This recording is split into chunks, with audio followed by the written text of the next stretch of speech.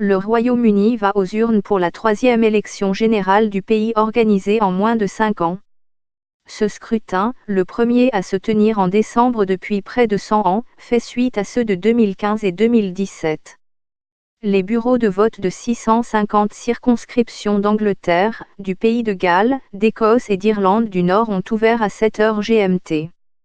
Après la fermeture des bureaux de vote à 22 h GMT, le décompte commencera immédiatement.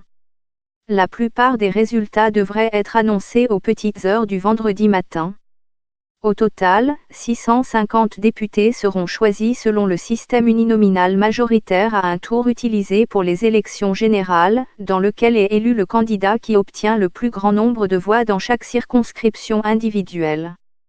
En 2017, Newcastle Central a été la première circonscription à déclarer son résultat environ 1 heure après la fermeture des bureaux de vote.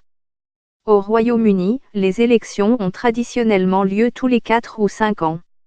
Mais, en octobre, les députés ont voté pour le deuxième scrutin éclair en autant d'années.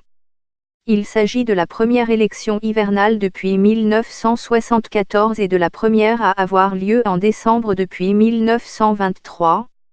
La chef du Parti national écossais, Nicola Sturgeon, s'est rendue dans un bureau de vote à Glasgow, tandis que le chef libéral-démocrate Joe Swainson a également voté dans un bureau de vote de la ville en compagnie de son mari Duncan Ham. Le chef de Plaid Saint-Rue Adam Price a voté dans le Carmarthenshire et le co-leader du Parti vert Jonathan Barley l'a fait dans le sud de Londres. De nombreuses personnes ont déjà coché le nom de leur candidat préféré en votant par correspondance. Plus de 7 millions de personnes ont voté par correspondance il y a 2 ans.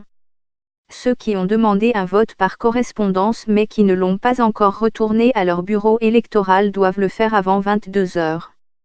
Ils peuvent aussi le remettre à leur bureau de vote local avant la fermeture des bureaux de vote.